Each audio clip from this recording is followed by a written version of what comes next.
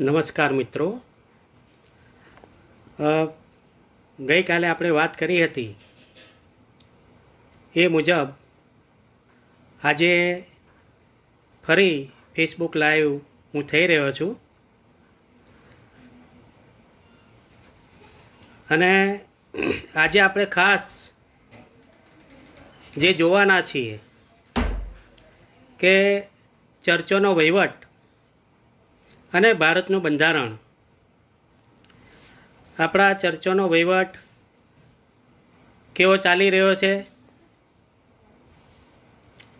ભારત દેશનું બંધારણ શું કહે છે, આ વિશે આપણે ખાસ જોવાનું છે. કેમ કે આપણે ચર્ચના સભાસદ તો છીએ જ, પણ એની સાથે સાથે આપણે ભારત દેશના નાગરિક પણ છીએ, સિટીઝન પણ છીએ ભારત દેશના. એટલે ભારત દેશનું બંધારણ કેવી રીતે રચાયું, સૌ પ્રથમ તો એ વસ્તુ વિગત આપણે જોઈએ કે સૌથી પહેલાં બંધારણ સભાની ચૂંટણી કરવામાં આવી. બંધારણ સભાની ચૂંટણી કરવામાં આવી અને આખા દેશના લોકોએ એની અંદર વોટિંગ કર્યું અને વોટ કર્યા પછી ભારત દેશની સંવિધાન સભા બની અને એ બંધારણ સભાએ બંધારણ જે ઘડ્યું, બંધારણ સભાની બંધારણ ડ્રાફ્ટિંગ કમિટી હતી, જેના ચેરમેન ડૉક્ટર બાબા સાહેબ આંબેડકર હતા. અને આ ડ્રાફ્ટિંગ કમિટીએ બંધારણ ડ્રાફ્ટ કર્યું, પણ એને પસાર કરવાનું તો બંધારણ સભાએ હતું. અને આખા દેશમાંથી જે પ્રતિનિધિઓ ચૂંટાયા હતા તેમણે ભેગા થઈને આ બંધારણ પસાર કર્યું.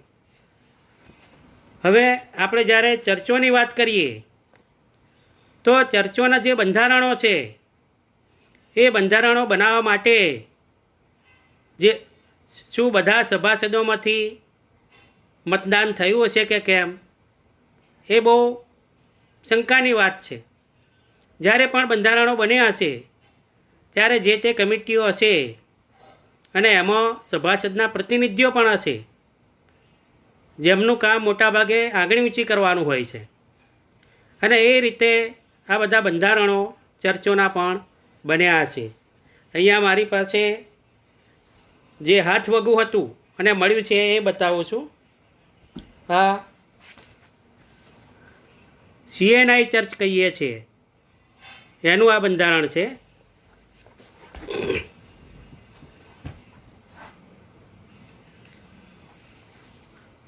અલાયન્સ ચર્ચ, એ અલાયન્સ ચર્ચનું આ બંધારણ છે. મુક્તિ ફોજનું કોઈ ચોક્કસ બંધારણ નથી, પણ ચારેક પ્રકારથી એનું નિયમન થાય છે. આ મુક્તિ ફોજના નિયમોને લગતી અલગ અલગ પુસ્તકો પણ છે. આ સિપાહીઓ માટેના નીતિ નિયમો છે.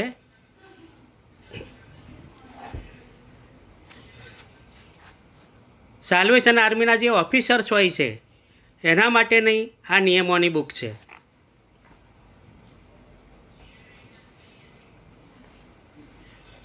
અલાયન્સ લાઈફ નામનું પણ એક પુસ્તક છે, એમાંથી પણ ઘણી વિગતો આપણને મળતી હોય છે. હવે જે ભારતનું બંધારણની વાત કરીએ છીએ આપણે, એ ભારતના બંધારણની શરૂઆત એના આમુખથી થાય છે.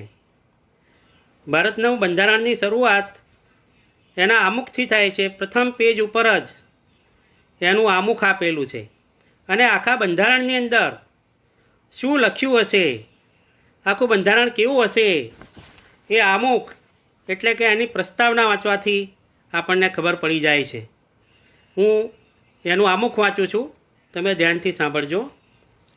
આમુખ: અમે ભારતના લોકો ભારતને એક સાર્વભૌમ સમાજવાદી બિનસાંપ્રદાયિક લોકતંત્રાત્મક પ્રજાસત્તાક તરીકે સંસ્થાપિત કરવાનો તથા તેના સર્વ નાગરિકોને સામાજિક, આર્થિક અને રાજકીય ન્યાય, વિચાર, અભિવ્યક્તિ માન્યતા, ધર્મ અને ઉપાસનાની સ્વતંત્રતા, દરજ્જા અને તકની સમાનતા પ્રાપ્ત થાય તેમ કરવાનો અને તેઓ સર્વમાં વ્યક્તિનું ગૌરવ અને રાષ્ટ્રની એકતા અને અખંડતા સુદૃઢ કરે એવી બંધુતા વિકસાવવાનો ગંભીરતાપૂર્વક સંકલ્પ કરીને અમારી સંવિધાન સભામાં 26 નવેમ્બર 1949ના રોજ આથી આ સંવિધાન અપનાવી તેને અધિનિયમિત કરી અમને પોતાને અર્પિત કરીએ છીએ. આજે ભારતનું સંવિધાન છે એ સંવિધાન અમે ભારતના લોકો એનાથી શરૂ થાય છે. કોઈ ચર્ચનું બંધારણ અમે આ ચર્ચના સભાસદો એ રીતે શરૂ નહીં થતું હોય. કેમ કે ચર્ચોના જે બંધારણો જે લખ્યા એ ચર્ચોના જે ધર્મગુરુ વર્ગના લોકો હતા તેમણે બનાવેલા છે અને એમાં સભાસદોનો મત નહિવત છે. સભાસદોનો ફાળો પણ એમાં નથી. અને જ્યારે બંધારણ બન્યું તો જે લોકોએ બંધારણ બનાવ્યું એ લોકો ચૂંટાઈને પણ આવ્યા નહોતા કે ચૂંટાયેલા લોકોએ ચર્ચનું બંધારણ બનાવ્યું હોય એવું નથી. અંગ્રેજીમાં આપણે કહીએ અમે ભારતના લોકો એટલે વી ધ પીપલ ઓફ ઇન્ડિયા. અને આ જ આપણા દેશની એકતા અને તાકાતનું રહસ્ય છે. ભારતનું બંધારણ એટલા માટે આજે પણ ચાલ્યું અને આપણો દેશ એક રહી શક્યો કેમ કે જનતાએ પોતે ચૂંટેલા માણસો મારફતે આ બંધારણની રચના કરવામાં આવી હતી. બંધારણમાં આગળ લખેલું છે આમુખની અંદર લોકશાહી પ્રજાસત્તાક રચવા. પહેલી જ લાઈન છે અમે ભારતના લોકો ભારતને સાર્વભૌમ સમાજવાદી બિનસાંપ્રદાયિક લોકશાહી પ્રજાસત્તાક રચવા. લોકશાહી પ્રજાસત્તાક રચવા એ ખાસ અગત્યની વાત છે.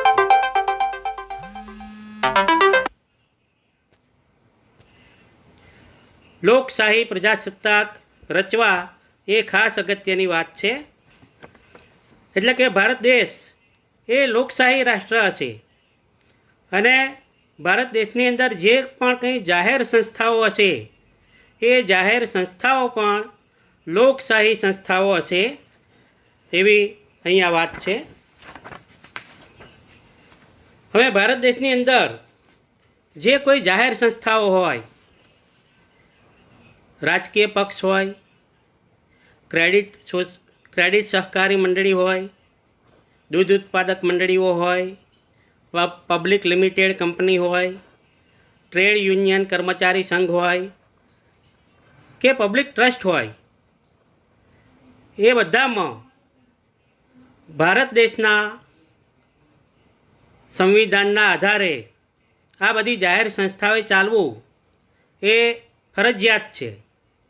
ભારત દેશની જે બંધારણ છે એ બંધારણનો અમલ પ્રત્યેક જાહેર સંસ્થાઓની અંદર કરવો એ ભારત દેશ માટે ફરજિયાત છે. વર્ષો પહેલાં એક રાજકીય મામલો સામે આવ્યો હતો. મહારાષ્ટ્રમાં શિવસેના નામનો પક્ષ ચાલે છે, રાજકીય પક્ષ. આ પક્ષે પોતાના બંધારણમાં એવી કલમ રાખી હતી કે બાળ ઠાકરે શિવસેના પક્ષના આજીવન પ્રમુખ રહેશે. આવી જ જોગવાઈ તેલુગુ દેશમ પક્ષે કરી હતી કે એનટી રામારાવ તેલુગુ દેશમ પક્ષના આજીવન પ્રમુખ રહેશે. હા, આવી જોગવાઈ ગેરબંધારણીય જોગવાઈ કહેવાય અને તે ઇલેક્શન કમિશન ઓફ ઇન્ડિયાના ધ્યાનમાં આવતાં જ તેઓને નોટિસ ફટકારી કે પક્ષ પ્રમુખ ચૂંટાઈને આવવા જોઈએ. જો આવી જોગવાઈ તમારા પક્ષના બંધારણમાં નહીં કરો તો તમારા પક્ષનું રજિસ્ટ્રેશન કેમ રદ ના કરવું. આવી નોટિસ આ બંને રાજકીય પક્ષોને આપવામાં આવી અને પછી શિવસેના અને તેલુગુ દેશમ પક્ષ બંનેએ આજીવન પક્ષ પ્રમુખવાળી કલમ રદ કરી નાખી અને પક્ષ પ્રમુખની ચૂંટણીની જોગવાઈ કરવી પડી. કોઈ પણ રાજકીય પક્ષ હોય પણ એની આંતરિક ચૂંટણીઓ થતી હોય છે. એના જે આંતરિક હોદ્દાઓ હોય એ હોદ્દાઓ માટે ચૂંટણી કરવી ફરજિયાત છે. એ તાલુકા લેવલના હોદ્દાઓ હોય, રાજ્ય કક્ષાના હોય, જિલ્લા કક્ષાના હોય કે રાષ્ટ્રીય બોડી હોય, પણ એ પક્ષના જે કંઈ ચૂંટાયેલા મેમ્બર્સ હોય, સભ્યો હોય, એ સભ્યો ચૂંટીને જ આ રાજકીય પક્ષના હોદ્દેદાર બનાવવા પડે. કેમ કે ભારતના બંધારણ મુજબ લોકશાહીનું પાલન કરવું જરૂરી છે. જો તમે કોઈ ક્રેડિટ સોસાયટીમાં, ક્રેડિટ કોઓપરેટિવ સોસાયટીમાં કે દૂધ ઉત્પાદક મંડળીમાં સભ્ય હોય, શેર હોલ્ડર હોય, તો ત્યાં તમને વોટ નાખવાનો અધિકાર મળે છે. તમારા વોટ વગર બોર્ડ ઓફ ડિરેક્ટર બની શકે નહીં. કેમ કે ક્રેડિટ સહકારી મંડળી કે દૂધ ઉત્પાદક મંડળી એ જાહેર સંસ્થાન છે અને જાહેર સંસ્થાનમાં જે કોઈ શેર હોલ્ડર હોય, સભાસદ હોય, એને વોટ નાખવાનો અધિકાર આપવો જ પડે અને વોટિંગ દ્વારા જ બોર્ડ ઓફ ડિરેક્ટરની રચના થતી હોય છે. એવી જ રીતે પબ્લિક લિમિટેડ કંપનીઓ હોય છે બિઝનેસ કરવા માટે, અને તે પબ્લિક ઇસ્યુ બહાર પાડતી હોય છે. પબ્લિક ઇસ્યુ એટલે જાહેર જનતા પાસેથી નાણાં મેળવતી હોય છે. અને જ્યારે જાહેર જનતા પાસેથી નાણાં મેળવે ત્યારે એનું પણ પબ્લિક લિમિટેડ કંપનીનું પણ board of director general meeting બોલાવીને એમ જ બોર્ડ ઓફ ડિરેક્ટરની ચૂંટણી કરી અને બોર્ડ ઓફ ડિરેક્ટર બનાવવું પડતું હોય છે. એવી જ રીતે તમે જો નોકરી કરતા હોય અને તમારા કર્મચારી સંઘ કે ટ્રેડ યુનિયનના તમે સભ્ય હોય તો તમે જોયું હશે કે ટ્રેડ યુનિયન કે કર્મચારી સંઘો એના હોદ્દેદારો માટે પણ ચૂંટણી થતી હોય છે. આવી જ રીતે પબ્લિક ટ્રસ્ટ હોય તો પબ્લિક ટ્રસ્ટના જેટલા પણ સભાસદો હોય એ સભાસદો મારફતે જ પબ્લિક ટ્રસ્ટની કમિટી ચૂંટાઈને આવવી જોઈએ. અને જે કોઈ જાહેર સંસ્થાનો છે એ જાહેર સંસ્થાનો એ બધા જ ચૂંટણી દ્વારા જ એના હોદ્દેદાર નિમવામાં આવે એવું આપણા ભારત દેશના બંધારણ અને એ બંધારણના આધારે જે કોઈ કાયદાઓ બન્યા છે, સૌથી પહેલું બંધારણ બને અને બંધારણને અમલમાં લાવવા માટે, ગતિમાં લાવવા માટે જુદા જુદા કાયદાઓ બનાવવામાં આવતા હોય છે. આ કાયદાઓ પણ જે કોઈ બધા જ કાયદાઓ એ બંધારણને અનુરૂપ જ હોવા જોઈએ અને એ બધા કાયદામાં લોકશાહીની વાત એ મુખ્ય હોવી જોઈએ. લોકશાહીને ધ્યાનમાં લઈને જ આ બધી રચનાઓ કરવામાં આવતી હોય છે. હવે હું ચર્ચો વિશેની વાત કરું તો ચર્ચો એ પણ પબ્લિક ટ્રસ્ટ એક્ટ હેઠળ નોંધાયેલી સંસ્થાઓ છે.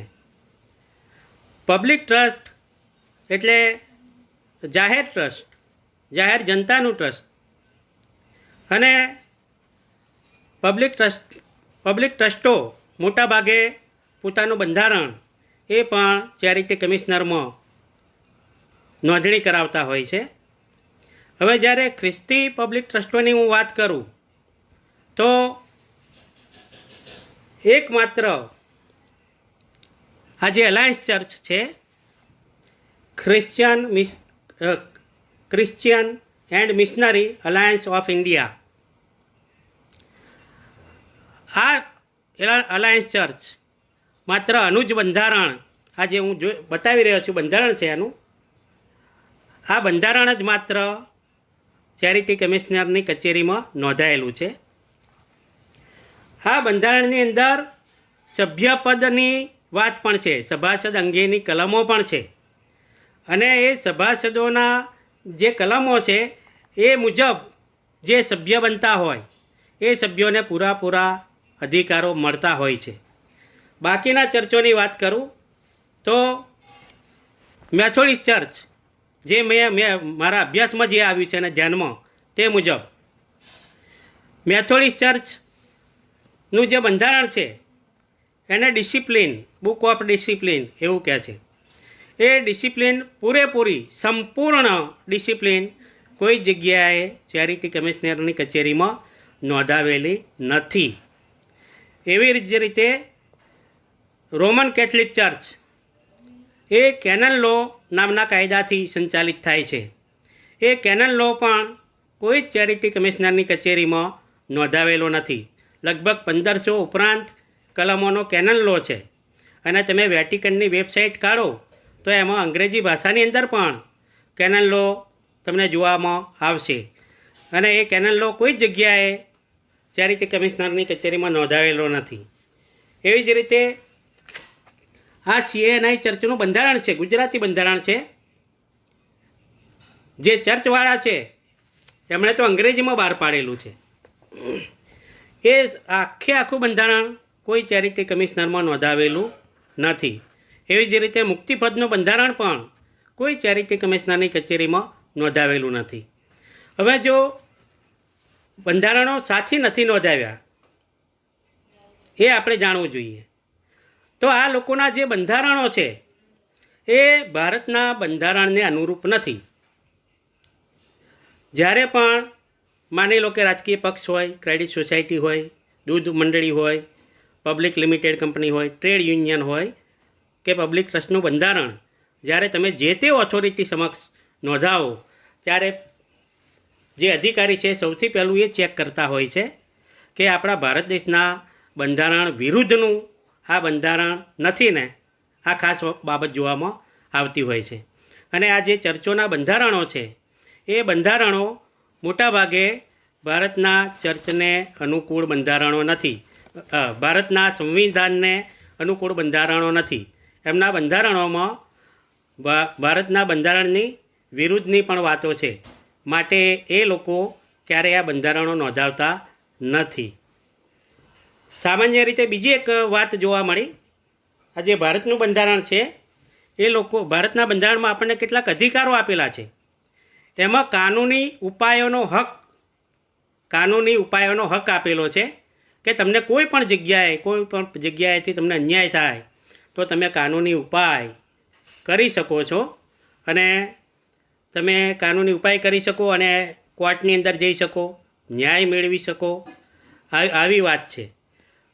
પણ સામાન્ય રીતે જે ચર્ચોના બંધારણો છે એ ચર્ચોના મેં જેટલા બંધારણોનો અભ્યાસ કર્યો એમાં એક કોમન બાબત એ હતી કે એમણે એમના બંધારણોમાં એવું લખેલું છે કે કોઈને બહારની અદાલતમાં જવું નહીં.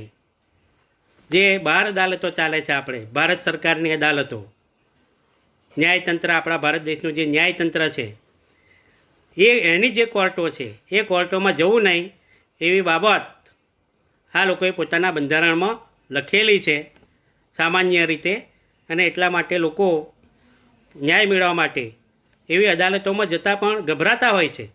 અને જો એવું ન્યાય મેળવવા માટે બહારની અદાલતોમાં જાય તો ચર્ચમાંથી સસ્પેન્ડ કે ડિસમિસ થવાની તલવાર લટકતી હોય છે.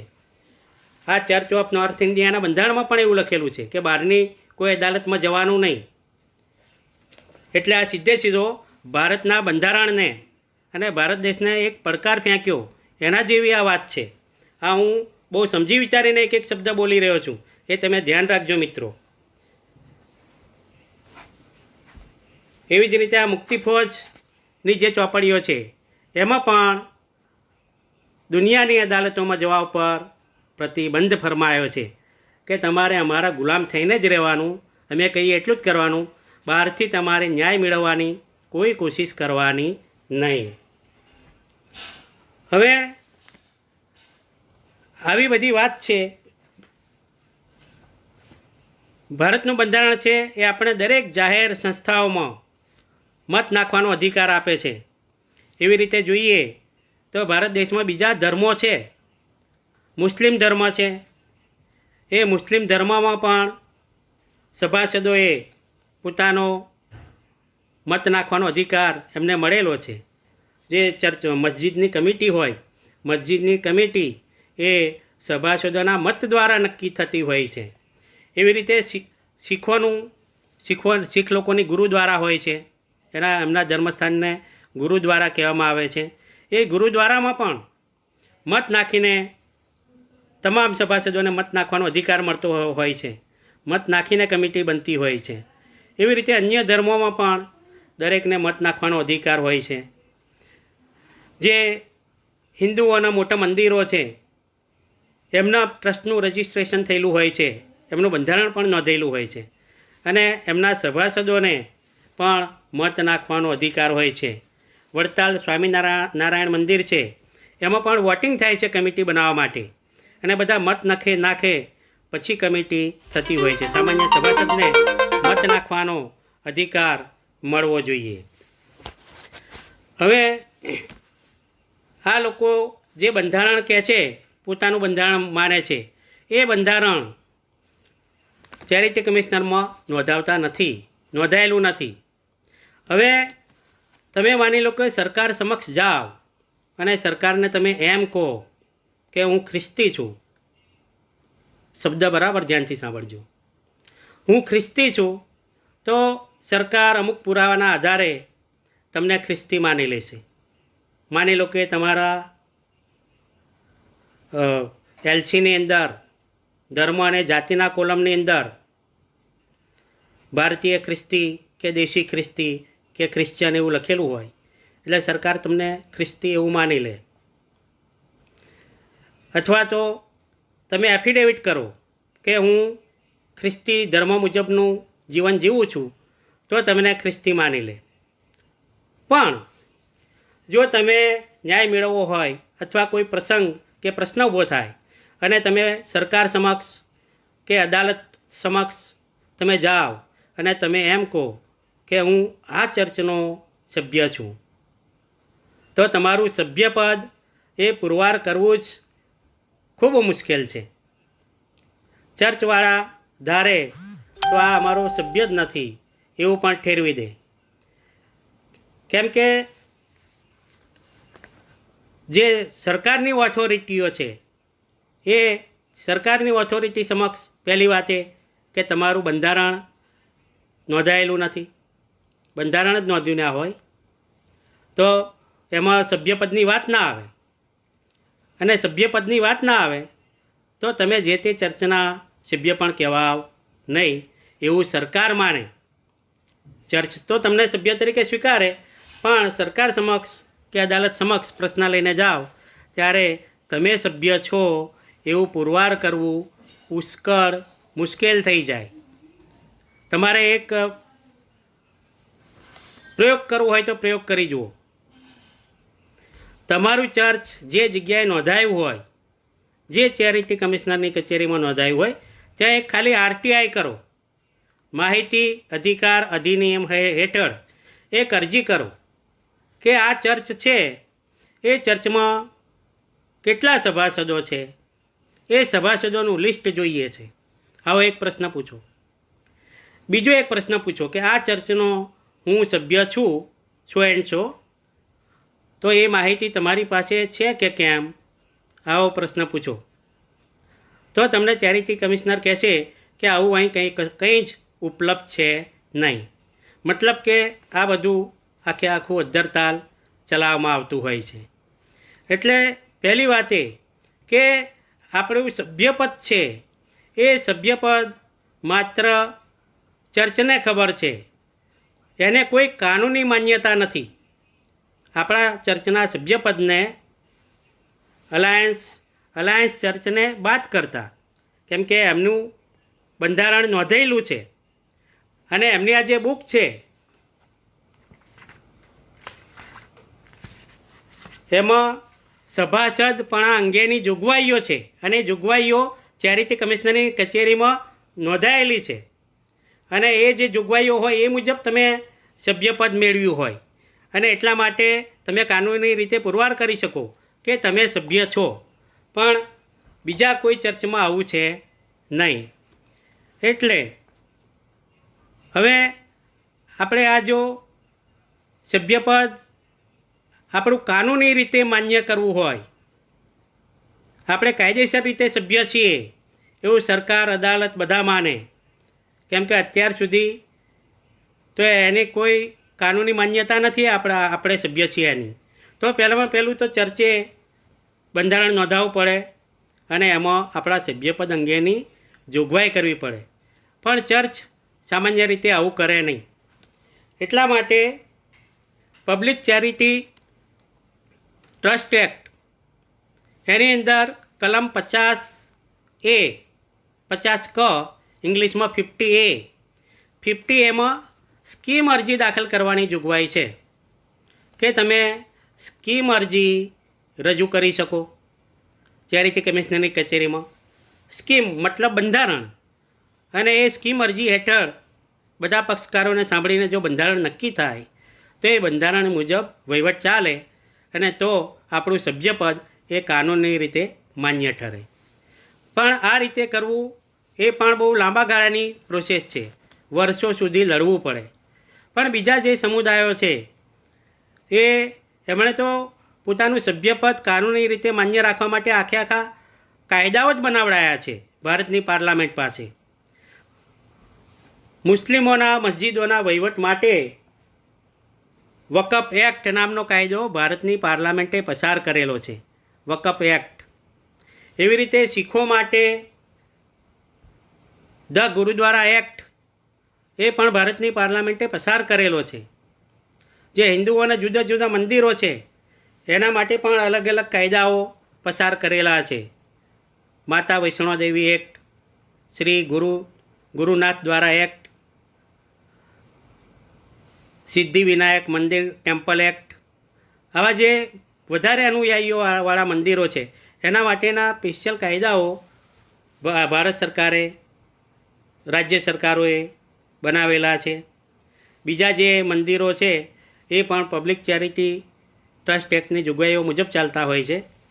પણ ખ્રિસ્તીઓનું સભાસદપણું, ચર્ચનું સભ્યપદ એ એક લટકતી બાબત છે, ત્રિશંકુ જેવી આપણી પરિસ્થિતિ છે. આના માટે જો ચર્ચો પોતે બંધારણ ચેરિટીમાં નોંધાવે એવું તો શક્ય લાગતું નથી, કેમ કે એમના બંધારણો રાજાશાહી ટાઈપના છે. ભારતના બંધારણને અનુરૂપ બંધારણો છે જ નહીં, લોકશાહી બંધારણો છે જ નહીં, એટલે એ પોતે નોંધાવે નહીં. હવે જો અદાલતમાં જઈએ અથવા ચેરિટી કમિશનરમાં જઈએ તો એમાં ઘણો ટાઈમ લાગે, અને બધા જ આખા દેશના 2.5 કરોડ તમામ ખ્રિસ્તીઓને એથી લાભ મળે એવું શક્ય ના બને, જે તે ચર્ચના સભાસદોને જેનો લાભ મળે. એટલા માટે આપણી ખાસ માગણી છે કે ભારત સરકાર ધ ક્રિશ્ચિયન ચર્ચ એક્ટ નામનો કાયદો પસાર કરે. ધ ક્રિશ્ચિયન ચર્ચ એક્ટ નામનો કાયદો પસાર કરે, એવો એક કાયદો બનાવવામાં આવે તો તમામ ખ્રિસ્તીઓનું ચર્ચનું સભાસદપણું એ માન્ય વૈધ ઠરે અને એને પોતાના ચર્ચમાં વોટિંગ નાખવાનો અધિકાર મળે. એટલે મિત્રો, ભવિષ્યમાં આપણે આ અંગેની પણ કાર્યવાહી કરીશું. એટલે ભારતના અત્યારે જે ચર્ચોના બંધારણો છે એ બંધારણો કોઈ જગ્યાએ નોંધ્યા વગર પોતાની રીતે મન ફાવે એવો વહીવટ કરવા માટેના છે. આપણા જે સભાસદો છે એ ધર્મગુરુઓના ગુલામ છે. એટલે આપણી આ ગુલામી દૂર કરવા માટે આપણે પોતે સક્રિય થવું પડશે, એક્ટિવ થવું પડશે. અને એ માટે આપણે એક મૂવમેન્ટ કરવી પડે કે ભાઈ સરકાર પોતે હવે તો ભારતના બંધારણને અનુરૂપ ભારત દેશના તમામ ચર્ચોને લાગુ પડે એવો એક કાનૂન પાસ કરે, જેથી એ સભાસદોને ધાર્મિક ગુલામીમાંથી મુક્તિ મળે, આઝાદી મળે, અને જે ચર્ચના સાચા માલિકો છે એટલે કે સભાસદો, એમના હાથમાં ચર્ચનો વહીવટ આવે. ચર્ચ એ જે સંસ્થા છે એના ખરા માલિક તો સભાસદો છે. સભાસદોના નાણાંથી ચર્ચ ચાલતું હોય છે. કાયદાની ભાષામાં સભાસદોને પબ્લિક પીપલ કહી શકાય, જાહેર જનતા. બધા સભાસદો જાહેર જનતા છે. ચર્ચ એ જાહેર સંસ્થા છે, અને જાહેર સંસ્થામાં જાહેર જનતાના નાણાંથી વહીવટ ચાલતો હોય ત્યારે એ વહીવટ જાહેર જનતા એટલે કે સભાસદોના હાથમાં હોવો જોઈએ. સભાસદો ચર્ચોના માલિક છે, અને ચર્ચના નાણાંથી જેમનું જીવન પસાર થાય છે તેવા ધર્મગુરુ વર્ગના લોકો એ ખરી રીતે તો ચર્ચના નોકરિયાત છે એવું મારે ખોખારીને કહેવું પડશે. ચર્ચના નાણાંથી જેમનું પેટ ભરાય છે, જીવનયાપન થાય છે, પગાર મળે છે, પછી એ પગારને તમે ગમે તેવું રૂડું રૂપાળું નામ આપી દો. ઘણા લોકો સપોર્ટ કહેતા હોય, ઘણા એલાઉન્સ કહેતા હોય, પણ ભાઈ છેવટે તો એ તમે રિઝર્વ બેંક ઓફ ઇન્ડિયાની નોટ જ લો છો સપોર્ટમાં. ઘણા એવું કહેતા હોય કે ભાઈ અમે પગાર નથી લેતા, અમે સપોર્ટ કે એલાઉન્સ લઈએ છીએ, પણ શું તમે નોટો લો છો રિઝર્વ બેંક ઓફ ઇન્ડિયાની. એટલે જે કોઈ ધર્મગુરુ વર્ગના લોકો છે એ તમામ ચર્ચ સંસ્થાનના કર્મચારી છે, અને કર્મચારીના હાથમાં વહીવટ ના હોય. સભાસદો દ્વારા ચૂંટાયેલી કમિટી જે કે એ રીતે જ કર્મચારીએ વર્તવાનું હોય. બસ આજે આટલું કહી અને હું મારી વાતને વિરામ આપું છું. તમે લોકોએ ધ્યાનથી સાંભળ્યો એ માટે હું આપ સર્વનો આભાર માનું છું. તમને કંઈ પ્રશ્ન હોય તો તમે કોમેન્ટમાં લખી શકશો, કોમેન્ટમાં પણ હું જવાબ આપીશ.